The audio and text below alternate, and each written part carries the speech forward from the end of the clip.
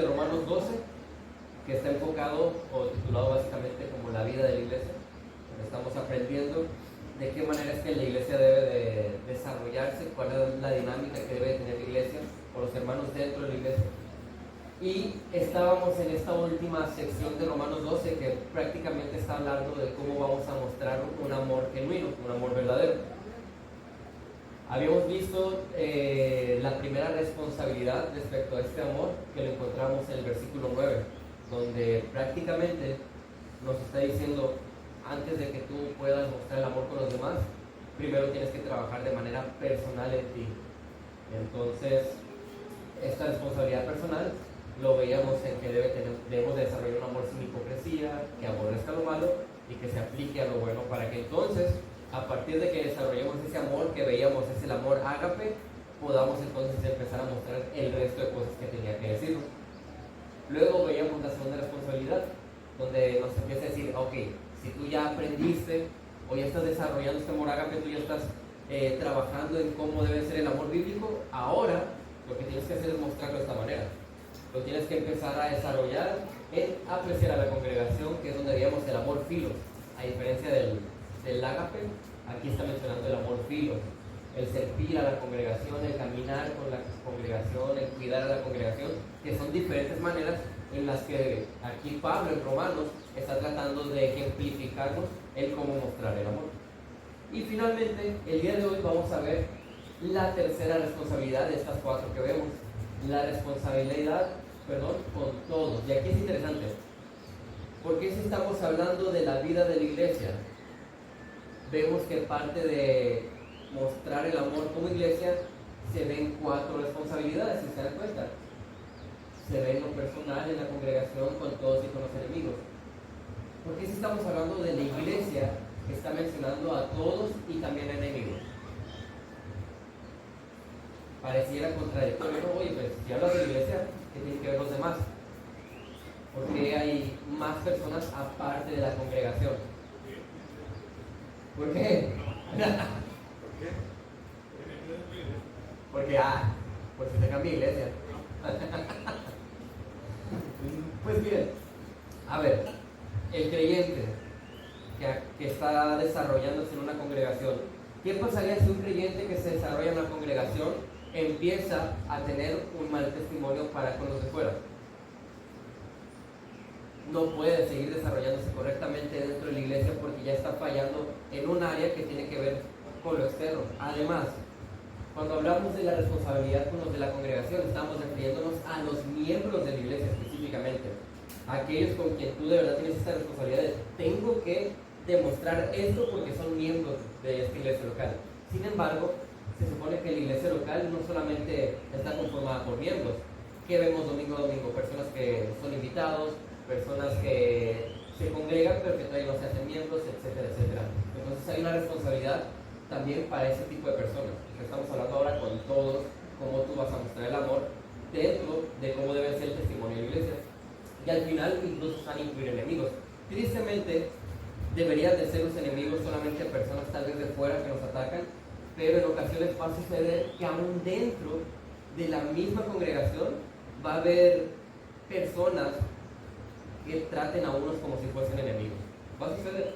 ¿Por qué? Porque somos pecadores, porque estamos creciendo y estamos madurando todos. Entonces puede pasar. Así que estamos viendo esta manera sistemática de poder estudiar Romanos para poder aplicarlo y entenderlo. Así que el día de hoy nos enfocamos en la responsabilidad con todos y lo vamos a ver en estas partes, en estas tres porciones: impartir bendición, mostrar empatía y tratar sabiamente. Y ahorita vamos a verlo cómo cada uno se extrae de cada versículo. Vean, este es el pasaje que vamos a ver. Lo voy a leer rápidamente. Dice: bendigan a los que los persiguen, bendigan y no maldigan. Gócense con los que se gozan y lloren con los que lloran. Tengan el mismo sentido unos con otros, no sean altivos en su pensar, sino condescendiendo con los humildes, no sean sabios en su propia opinión. Además de que al mostrar amor con todos implica que dentro de la iglesia no todos son miembros, implica mi testimonio con los de fuera, tenemos que entender que la vida de la iglesia no se vive los domingos. ¿Cuándo se vive la vida de la iglesia? Básicamente toda la semana estamos viviendo el ser iglesia.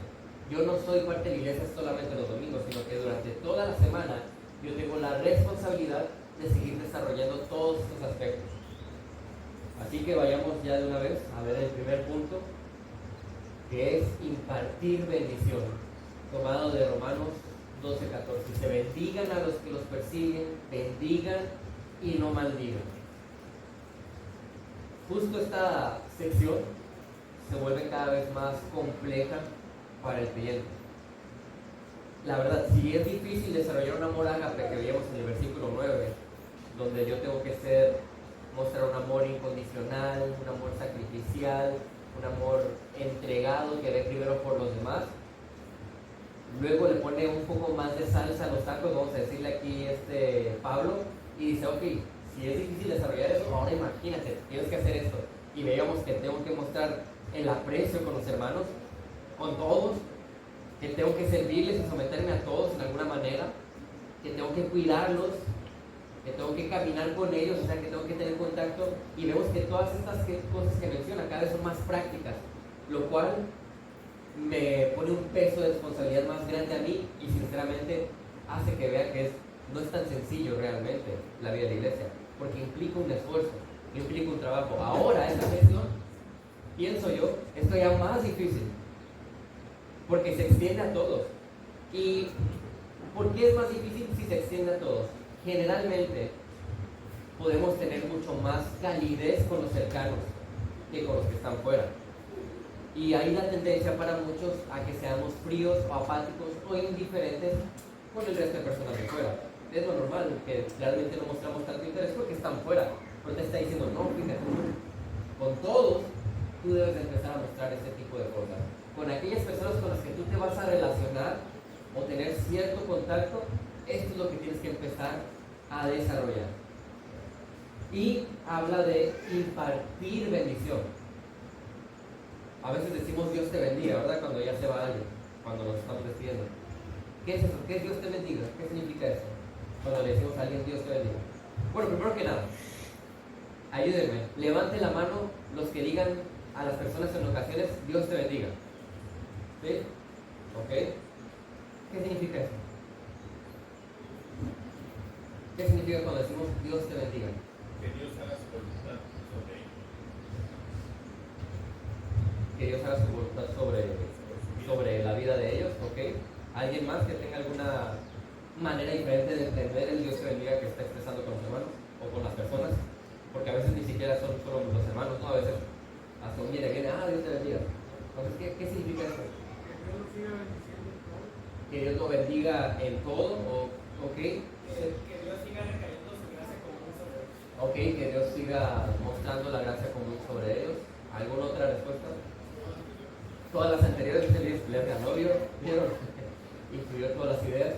¿Qué es bendecir entonces? ¿Qué es bendecir?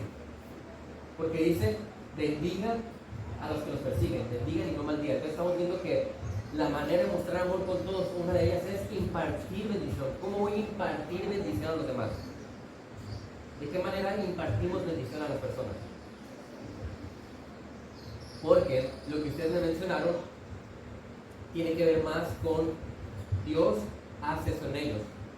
Pero tú, ¿cómo bendices a los demás? Es más, ¿cómo bendecimos a Dios? Decimos, hay que bendecir al Señor. ¿Cómo lo bendecimos? ¿O qué es bendición en ese sentido? ¿Se han puesto a pensar esto? ¿Hay alguna idea? Bueno, vamos pasito a pasito, no se preocupen, vamos caminando. Impartir bendición, este versículo, de manera práctica lo vamos a ver de dos maneras. Prácticamente, vemos primero que tenemos que dar bendición. Para impartir bendición tenemos que dar bendición, es redundante, pero es lo que dice el versículo, y no dar maldición. ¿Ok? Así que primero, dar bendición, bendigan a los que los persiguen. Esto se lee como un tono de responsabilidad que está poniendo aquí Pablo sobre el creyente. Así que significa que yo tengo que desarrollar el bendecir a las personas. Es lo que me está diciendo. Yo tengo que desarrollar el bendecir a las personas y se extiende incluso a los que me persiguen. O sea, esto va para todos. Yo tengo que impartir bendición para todos. De tal forma, entonces, que se da por hecho de que si yo soy creyente y yo estoy haciendo esto, estoy dando bendición a las personas. Pero, ¿qué es bendecir? Como tal, más o menos, ¿qué nos muestra este término? ¿Qué nos hace pensar? Si yo digo que voy a bendecir al Señor, ¿qué me hace pensar que es? Bienvenidos, buenos días, nada más que Abraham, ya te vi. Si queremos bendecir a Dios, ¿qué vamos a hacer? Tú que estás en alabanza, ¿cómo bendices a Dios?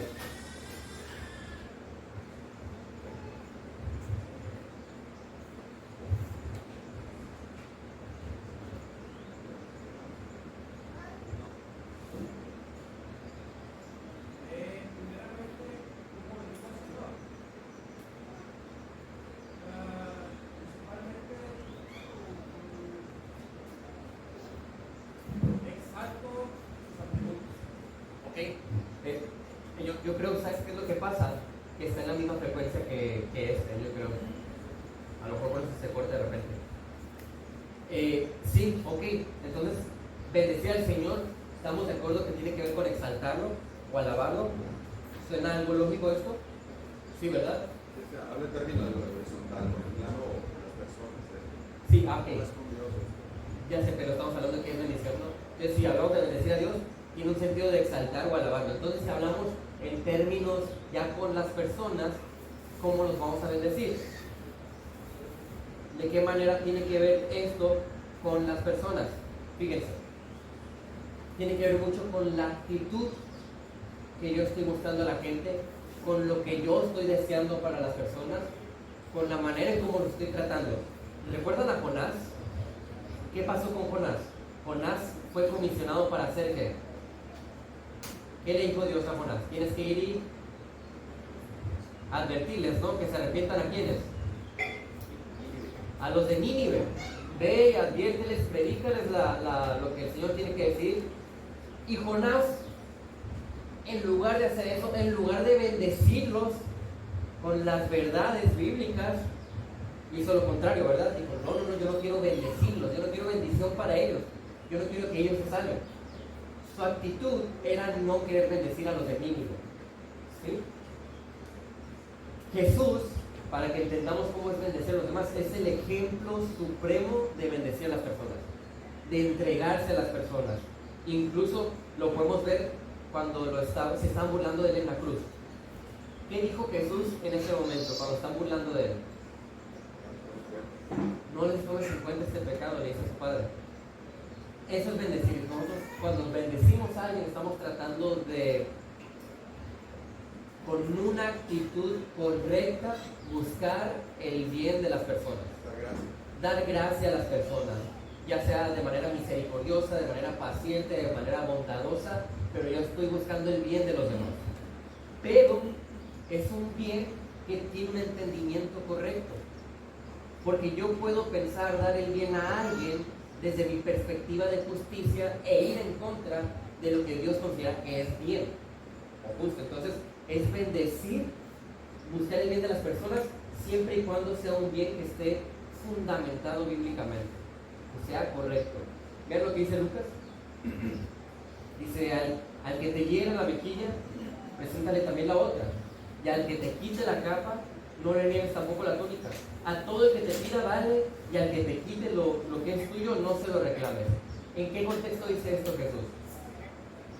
¿En qué contexto está pasando esto?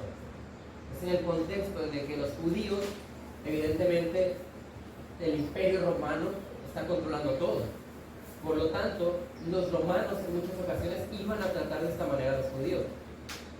Y como el imperio tenía poder sobre ellos, lo que les dice Jesús, no les respondas. Obedécelos en lo que te están pidiendo y es más, déjalos que hagan lo que ellos quieran. Como una manera de bendición, de abstenerse de responder de manera negativa. Evidentemente, el día de hoy, yo tengo mucha responsabilidad como padre de familia, como esposo, de cuidar a mi familia, ¿sí? Porque muchos toman estos versículos y de repente piensan que no, ya ven cómo somos nosotros, hacemos como ejemplos muy extremistas, no, que si se mete una persona persona, un ratero a la casa y quiere atacar a mi familia, pues dice que yo le ponga la otra mejilla a la persona, ¿verdad? O sea, yo no debo de responder a esa persona si quiere atacar a mi esposa y mis hijas porque tengo que poner otra mejilla, ¿sí? Eso no aplica en delitos penales. Eso no tiene nada que ver porque yo tengo primero mi responsabilidad ante el Señor antes que hacer esto. Si esto nada más tiene que ver con cosas sobre mi persona, déjalo. Ya ven que aquí en México es muy fácil que nos recuerden a nuestros familiares. Y hay personas que nosotros que se pueden molestar y quieren responder rápidamente. Déjalos. Que te recuerden a un familiar, pues está bien, déjalo. Que te ofenda tu jefe, déjalo. Que te humille tu jefe, déjalo. Que tu familiar te ofendió, déjalo. Te está diciendo no respondas mal. Mejor bendícelos. O sea, lo que trata de decir aquí es busca mejor responder con un bien y desearles el bien a las personas a pesar del mal que te están haciendo. Entonces eso es dar bendición. Pero el versículo no solamente se queda con dar bendición, sino que dice bendigan y no maldigan. O sea, te está diciendo, si tú vas a impartir bendición, tienes que aprender a dar bendición, pero también tienes que aprender a no dar maldición. O sea, abstenerte de desear algo malo de alguna manera, y vamos a verlo. Claramente, obviamente, la tendencia que vamos a tener cuando alguien nos trata mal, cuando alguien nos ataca, cuando alguien trata de humillarnos, va a ser defendernos, va a ser criticar, va a ser atacar, va a ser quejarse, ¿no? Pero, ¿qué vendría a ser el no maldecir a alguien? ¿Cómo se aplicaría esto? No maldecir a una persona.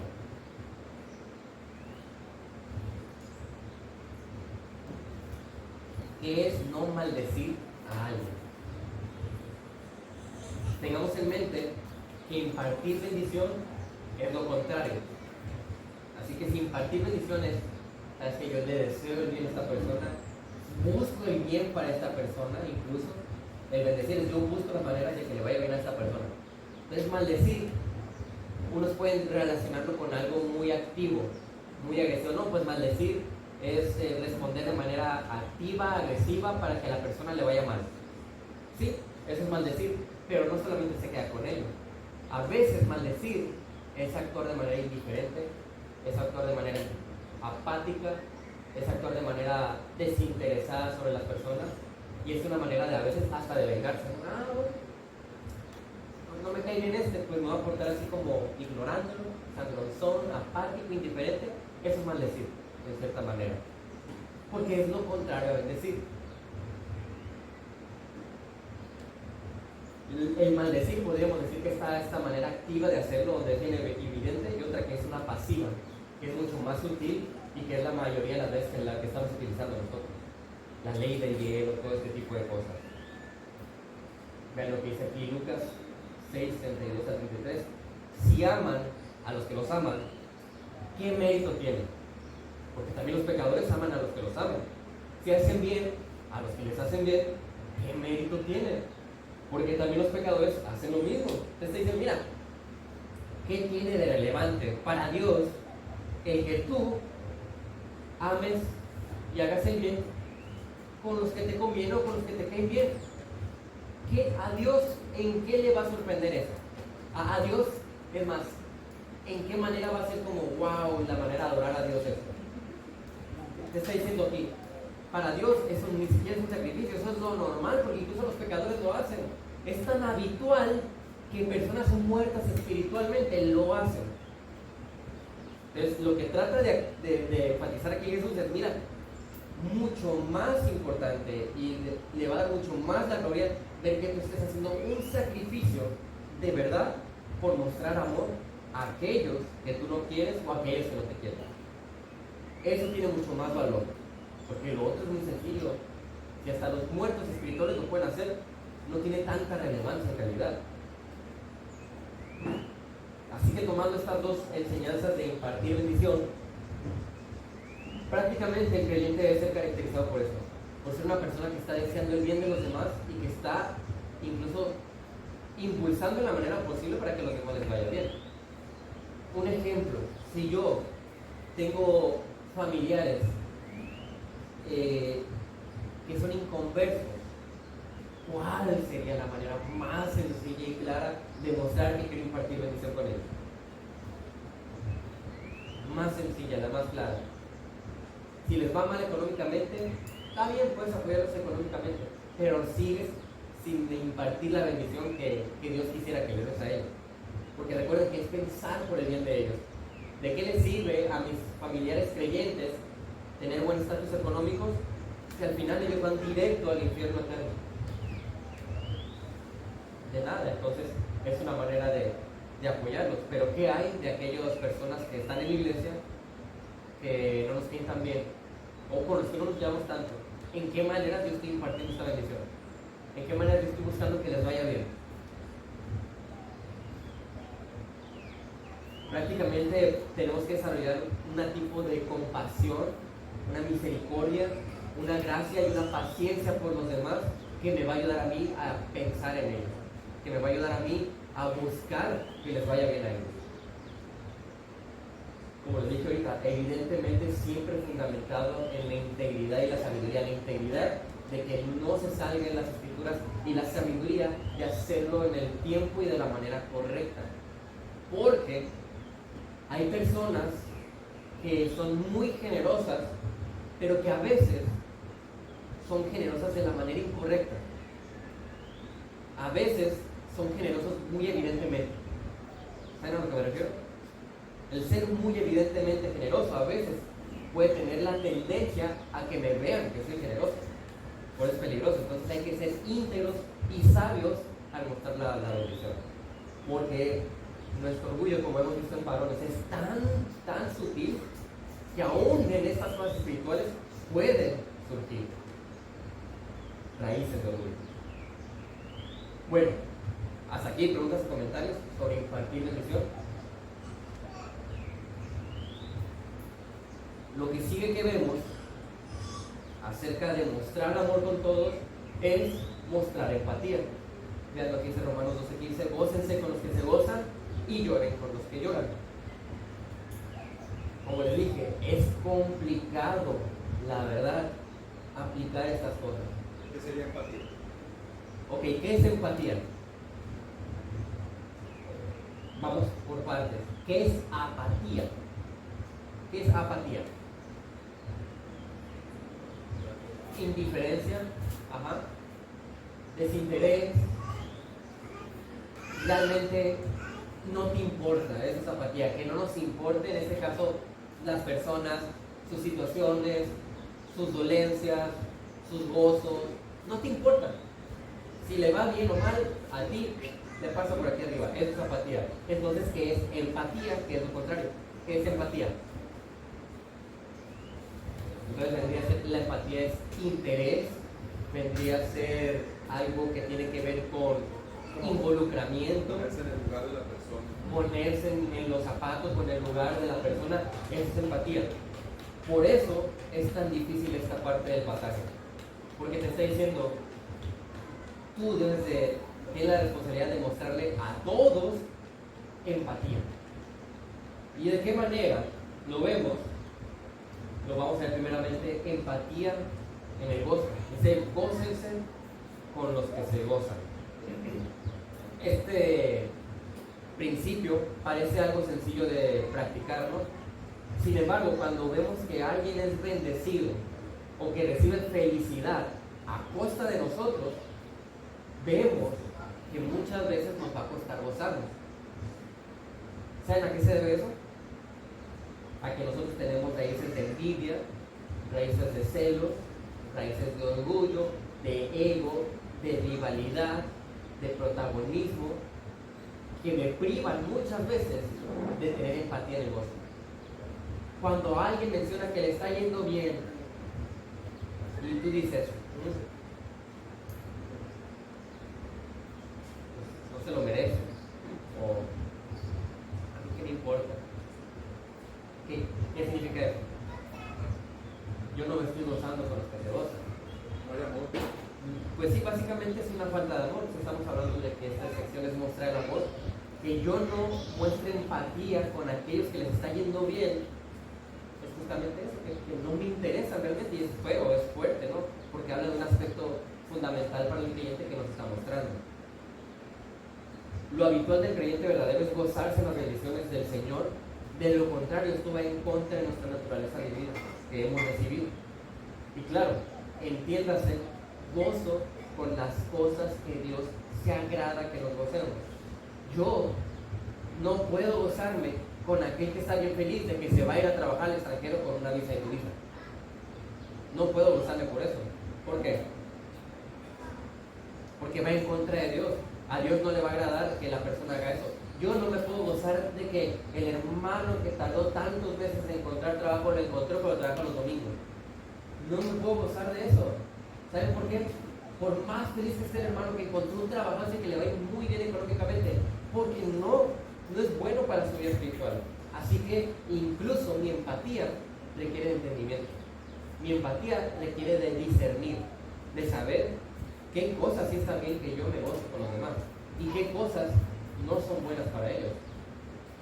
Pero si es una bendición para ellos de verdad, si el Señor de verdad les está bendiciendo con algo y yo no me alegro de eso, quiere decir que hay un grave problema en mi corazón, posiblemente de amargura.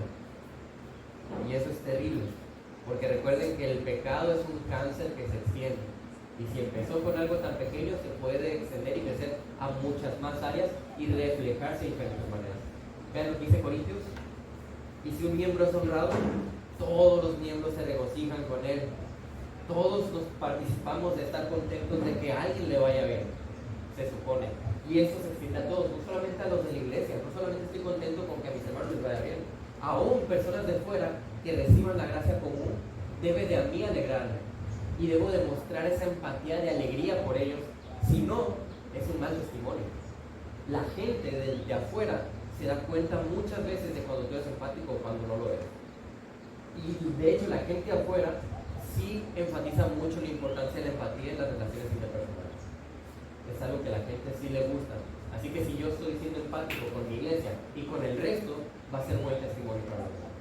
Va a ayudarme incluso, a lo mejor, en áreas como el evangelismo. Pero no solamente hay que ser empáticos en el área de las cosas buenas que uno recibe, sino que el versículo continúa y nos muestra que también hay que mostrar empatía en el sufrimiento. Dice, lloren con los que lloran.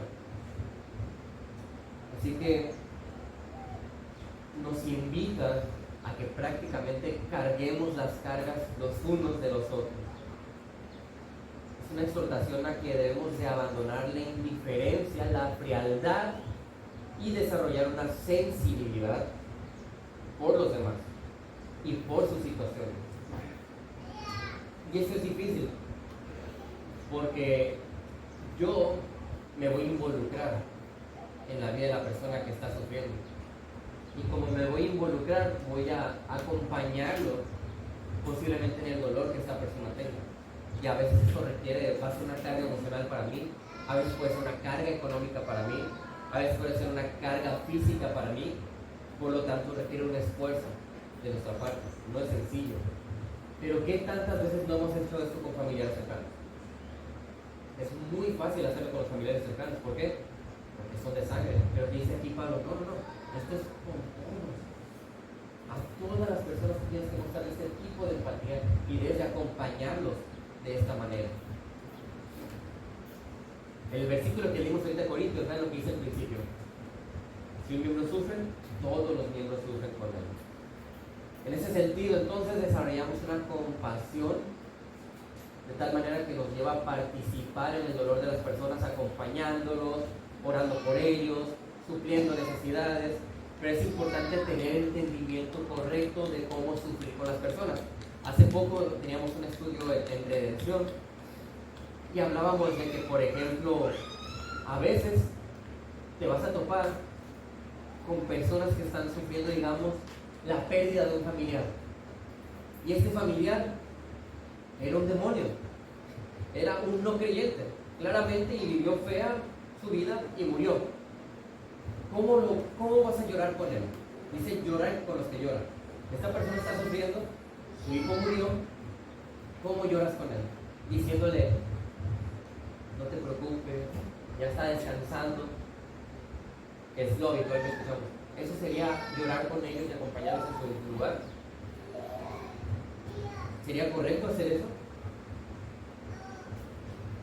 ¿Qué opinan ustedes? ¿Es correcto? Es una mentira. No estoy siendo íntegro, no estoy siendo sabio, estoy mintiendo. No, eso no es llorar con las personas, exactamente. Eso no es cargar con él las cargas. Por eso tenemos que ser sabios. No le voy a decir, no, pues ni modo, tu hijo ahorita está quemándose en el infierno. Claramente que no, eso no le va a ayudar nada a la persona. Pero yo tengo que buscar las maneras, de manera sabia, en cómo voy a cargar junto con él ese sufrimiento y llorar con él. Por eso tenemos que ser sabios. Porque muchas veces la gente sufre como sufre por su pecado. Aquellos que sufren como sufren por su pecado, ¿cómo los acompaño? ¿Cómo puedo yo sufrir con ellos? ¿De qué manera sufro con ellos? Por eso la empatía es buena, porque es ponerse en el lugar. Obvio, si esa señora persona perdió un hijo, aunque haya sido un hijo inconverso, pues el perder es un dolor enorme. Entonces, todos vamos a ponernos en el lugar de qué significa y qué tanto duele perder un hijo. Entonces, obviamente, eso te va a generar un sentimiento de compasión y hasta te va a sacar lágrimas si realmente es genuino tuyo. Y te vas a preocupar por esa persona que está sufriendo, entonces vas a orar por ellos y vas a estar acompañándola durante un periodo de luto, digamos, para que vea que hay un interés genuino por parte de uno, ¿no? Ese es el amor verdadero, ese no es la hipocresía. Y conforme esa persona ve el interés genuino, abre puertas para más adelante ya poder decirle, ¿sabes qué? Bueno, pues tú tienes la opción de seguir al Señor más adelante. Pero la empatía, eso es lo bueno, porque es genuino, es ponerte en el lugar, y es cuando uno entiende, cuando uno pasa por pecados o por periodos de oscuridad, donde uno puede aprender lo que es el sufrimiento por el pecado de X área, para no ser tan legalistas y tan fríos. Entonces, cuando uno aprende ese dolor que causa el pecado. Sí, así es. Y es interesante porque lo que menciona usted está muy ligado, ¿no? Aquí no estamos viendo versículos de manera aislada, sino que aquí Pablo está haciendo toda una sección completa. Así que si íbamos a impartir bendición, también vamos a mostrar empatía, es lo que estamos diciendo. Así que mi muestra de empatía en situaciones como esa, por ejemplo, conocemos personas que a lo mejor son creyentes, que su vida pasada, en la que ellos la regaron mucho, hizo que al día de hoy sufran situaciones terribles a lo mejor con su familia. Tal vez algunos han perdido a su familia por su vida pasada. ¿Cómo lloro con ellos? Bueno, yo los voy a acompañar, yo los voy a escuchar, yo voy a orar por ellos y tal vez voy a llorar aquellas situaciones que esta persona padece. Pero como también aprendí que debo de impartir bendición, yo estoy buscando su bien. Así que, en cierta medida, yo con mi madurez debo de discernir en qué momento decir las palabras indicadas. Porque esta persona posiblemente necesita instrucción. Bueno, necesita a lo mejor confort, consuelo, claro, pero a lo mejor también necesita corrección. Tal vez necesita consejo. Así que de mi parte, al mostrar empatía, al cargar con él, al llorar con él, lo estoy acompañando de diferentes maneras que le vayan a ayudar y que incluyan también el impartir bendición, que fue lo primero que vimos. E impartir bendición incluye todo lo demás que dije. Entonces, esto debe de generar muchas preguntas en nosotros, porque implica directamente actuar, estar activos en cómo nos estamos involucrando, cómo estoy participando en la vida de los demás.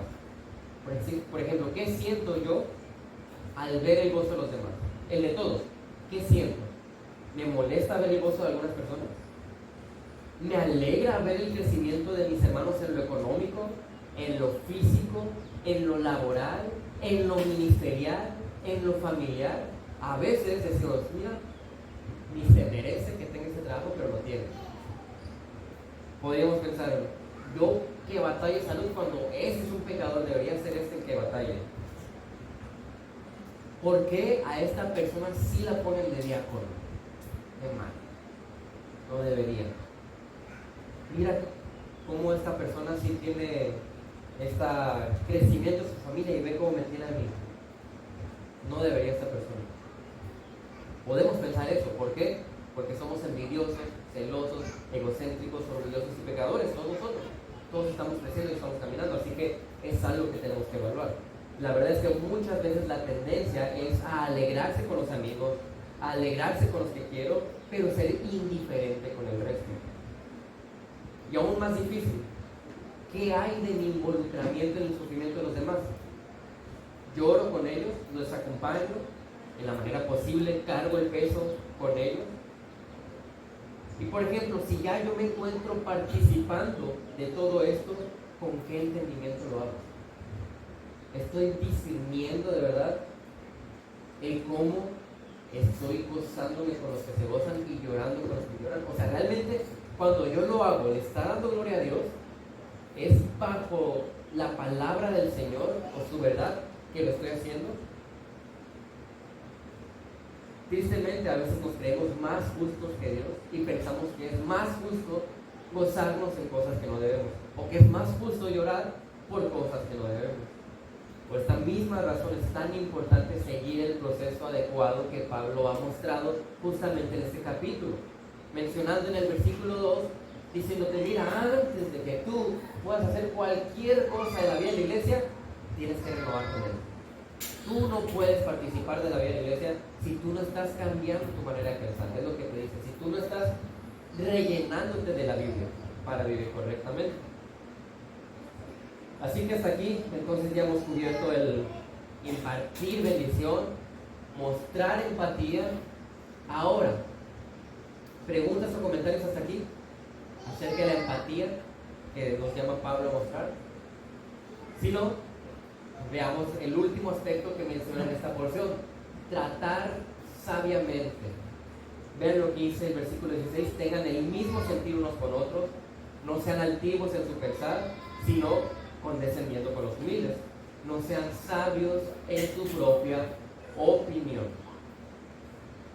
Así que dentro del desarrollo de amor que debemos demostrar, tenemos que entender que es bien importante y fundamental que al hacer todas las cosas mencionadas, yo dé un trato sabio a las personas.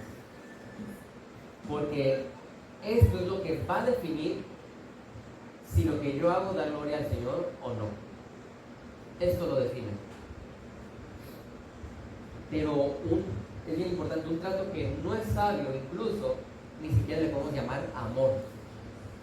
Porque siempre el amor verdadero tiene que estar regido por las verdades bíblicas. Fuera de eso no hay amor. Así que veamos la primera parte. El cómo tratar sabiamente lo vemos aquí en la primera parte del versículo 16. Es un trato con imparcialidad.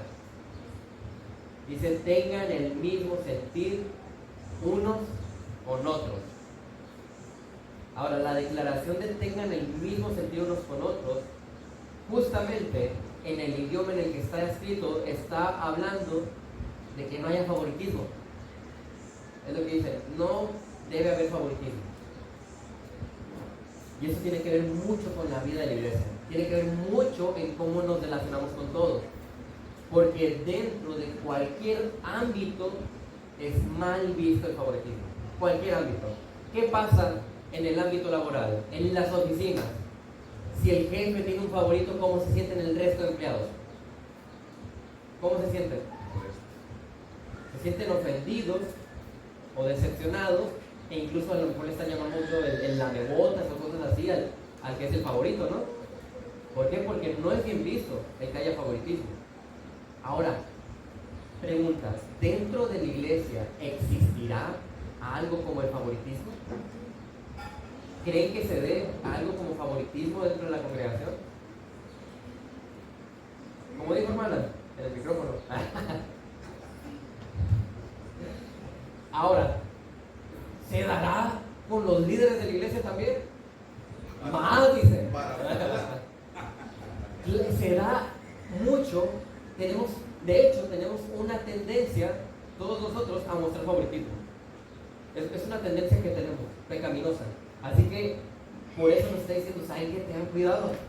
Tienen que tratar sabiamente a las personas, tienen que saber de frenarse.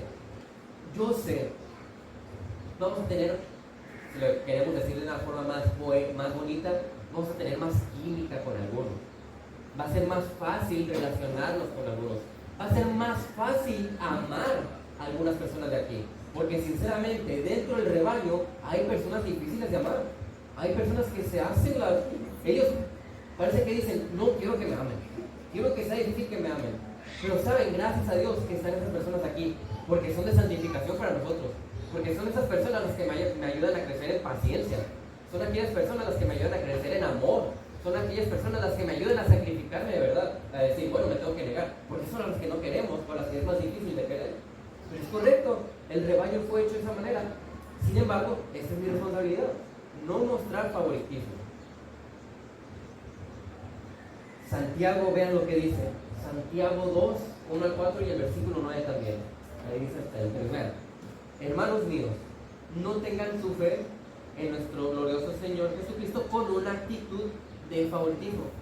No vivas como creyente con una actitud de favoritismo. Así empieza Jacobo, Porque si en su congregación entra un hombre con anillo de oro, vestido de ropa lujosa, y también entra un pobre con ropa sucia, y dan atención especial al que lleva la ropa lujosa, y dicen, siéntese aquí, en un buen lugar, y al pobre dicen, tú estate allí de pie, o siéntate junto a mi estrado.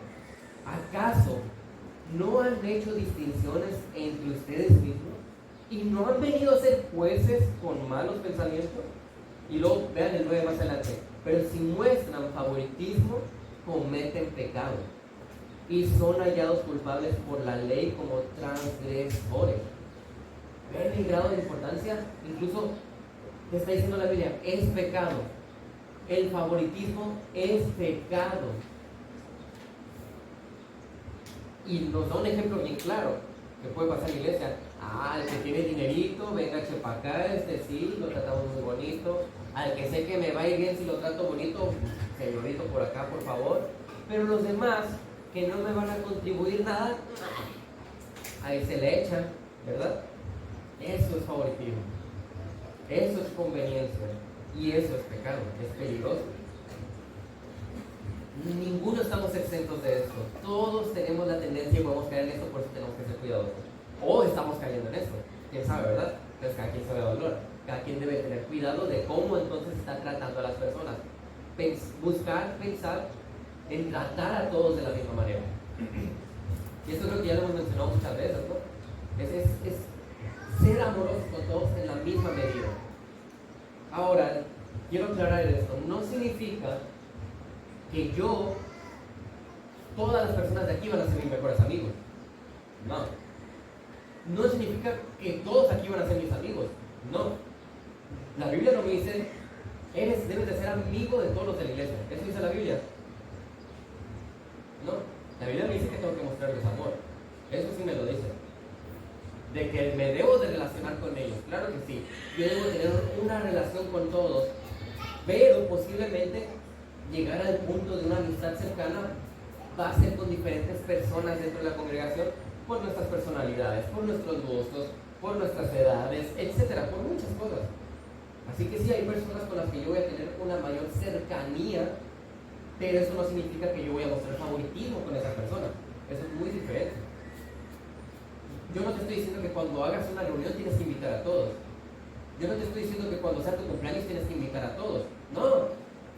No, significa que eso sí, tu responsabilidad sí es relacionarte con todos y mostrar amor a todos. Eso sí. Lo otro, cada quien sabe lo que va a hacer. Cada quien sabe si es sabio o no lo que acaba de hacer. Cada quien sabe si lo que hizo es íntegro o no. Pero la Biblia no te dice eso. Todos deben ir a tu casa cuando haces una comida para invitar a los hermanos. No.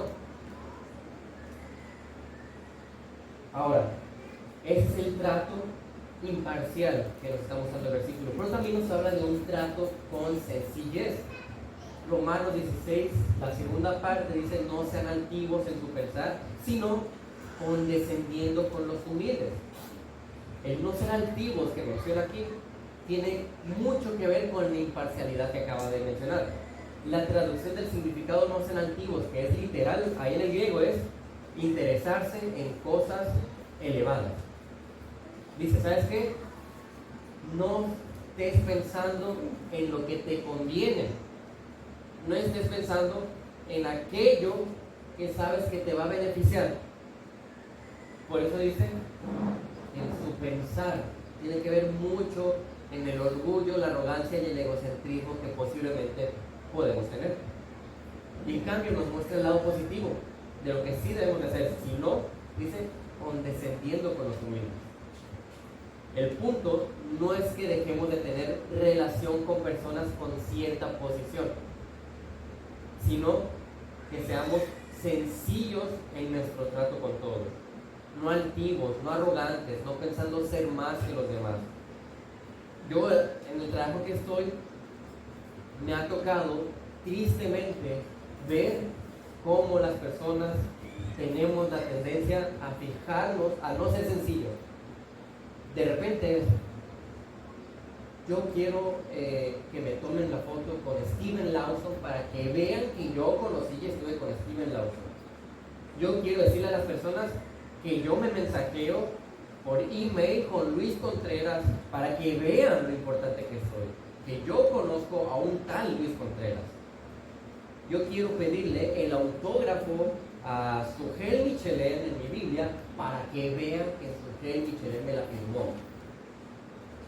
Eso, no, obviamente no voy a decir marcas, pero me ha tocado verlo muchísimo. Y esto no nomás pasa en México, aquí en Perú y en todas partes. Es nuestra tendencia pecaminosa como seres humanos. Entonces, esta actitud sencilla tiene que ver mucho con el pensar de los demás. Porque las personas, he visto que tenemos la tendencia a sobreestimar a aquellos que yo considero importantes, a sobreestimar a aquellos que tienen una posición importante, a sobreestimar a aquellos que tienen dinero y subestimar a aquellos que entran en esa categoría.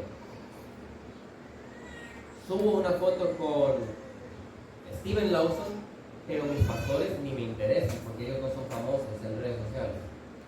Pido un consejo a Luis Contreras, pero no me acerco a que me pastoreen mis pastores. Por eso tenemos que tratar con sencillez a todos. Ahora, estos son ciertos aspectos. Ahora imagínense dentro de la iglesia, cómo hay que tratarnos con sencillez, cómo debemos de abandonar la arrogancia, la altivez y el orgullo para ser sabios en el trato que estamos dando a los demás. Vean lo que dice Lucas. Dice, Jesús dijo también al que lo había convidado: cuando ofrezcas una comida o una cena, no llames a tus amigos, ni a tus hermanos, ni a tus parientes, ni a tus vecinos ricos, no sea que ellos a su vez también te conviden y tengas ya tu recompensa. Antes bien, cuando ofrezcas un banquete, llama a pobres, mancos, cojos, ciegos, y serás bienaventurado, ya que ellos no tienen para recompensarte, pues tú serás recompensado en la resurrección de los justos. Como les dije ahorita, no significa que cuando yo haga algo importante con aquellos con los que tengo interés, simplemente digo, no, pues no debo porque la Biblia dice que debo de invitar a los mancos y a los pobres, entonces ya dejo de invitar a mis hermanos porque dice que no invites a tus hermanos. No significa eso. Significa que yo debo ser sencillo. Yo no debo de estar buscando la conveniencia. Yo no debo estar buscando el beneficio. Yo no debo estar buscando la posición. Porque muchas veces a lo mejor invito a tales o me relaciono con tales porque sé que me pueden dar una posición. Eso es claramente visto en ámbitos laborales. Muy normal. Por eso debemos de tratar sabiamente. No significa que voy a tratar mal a las personas entonces, sino que yo debo tratarlos bien a todos por igual.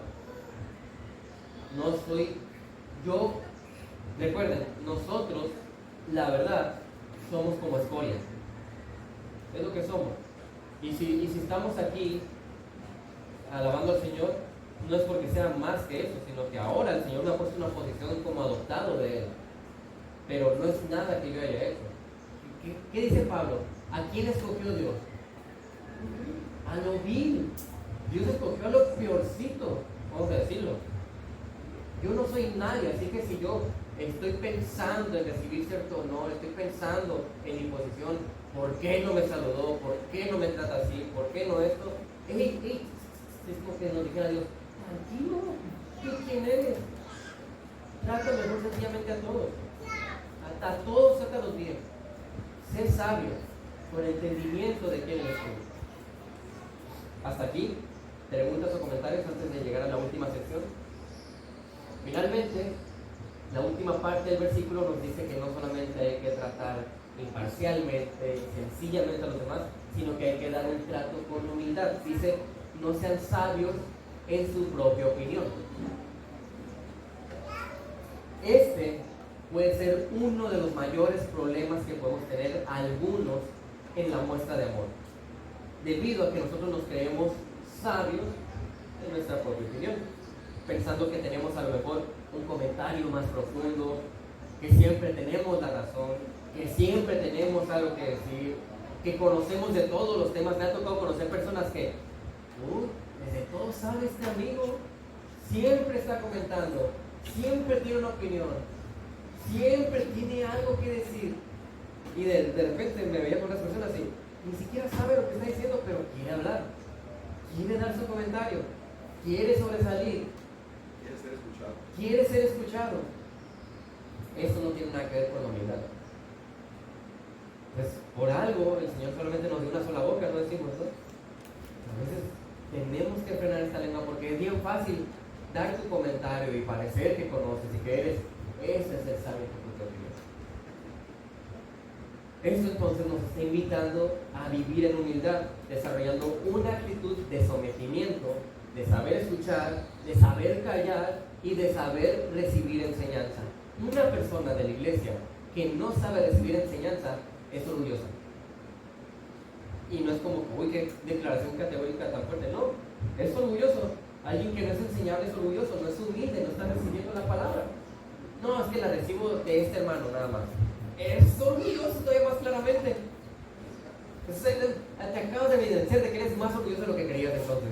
Nada más.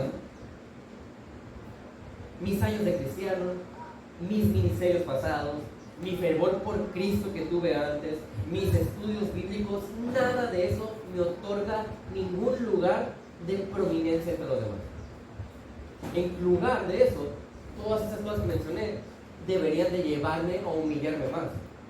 Porque si ya tengo muchos años en Cristo, se supone que conozco más. Porque si ya he tenido muchos ministerios pasados, quiere decir que ya tengo la experiencia de ver lo que Dios hace.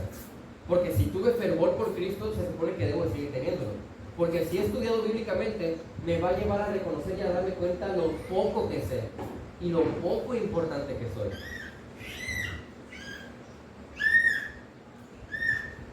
Todo esto sucede porque tenemos un alto concepto de nosotros.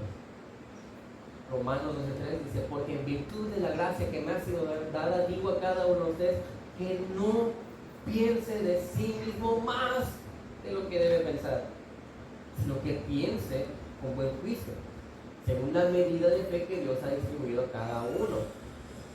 Tenemos que pensar con buen juicio de nosotros, ser muy cuidadosos, analizarnos, evaluarnos.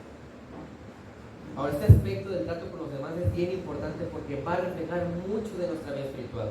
El favoritismo, la arrogancia, el orgullo son cosas totalmente contrarias a la vida que el creyente debe tener. Pero sin duda alguna son tendencias pecaminosas con las que seguramente luchamos y vamos a luchar y debemos mortificar. Entonces la pregunta es, ¿qué hay de ti? ¿Tienes favoritismo? ¿Existe favoritismo de tu parte por alguien más o por algunos más? ¿Tienes la tendencia a juntarte con los que te convienen? ¿Estás tú así de que tú digas, bueno, yo identifico que estoy orgulloso en estas áreas? ¿Lo estás identificando? Todos somos orgullosos en diferentes áreas. Y si no estás detectando que eres orgulloso en diferentes áreas, hay un problema en cómo te estás evaluando entonces. Yo tengo que detectar en qué áreas tengo la tendencia a ser orgulloso, en qué áreas tengo la tendencia a ser arrogante, en qué áreas tengo la tendencia a mostrar egoísmo o altivez, y entonces detectarlas y matarlas. Pero si yo no las estoy detectando, ¿sabes qué está pasando con esas áreas? Está haciendo metástasis, está creciendo, se van a expandir. Y va a llegar al punto que pueden ser tan naturales para ti que no las veas más. ¿Alguien ha señalado en tu vida algún pecado y no lo has querido reconocer? Es lo mismo. Si yo debo de tratar sabiamente a los demás, primero tengo que desarrollar la sabiduría. Y la sabiduría se desarrolla solamente con dos elementos. No hay más. El primero es conocimiento de Dios y el segundo es aplicación de ese conocimiento. Si no, no hay sabiduría. Así es como empieza a desarrollar. Así que esto es lo que podemos ver justamente acerca de la responsabilidad que tenemos con todos. Hasta aquí, preguntas o comentarios sobre esta responsabilidad. Nosotros ya hemos cubierto 3 de las 4 responsabilidades sobre Romanos 12. Ya después vamos a tener nuestro último estudio de Romanos 12, donde vamos a ver la responsabilidad que tenemos con los enemigos. Vamos a orar.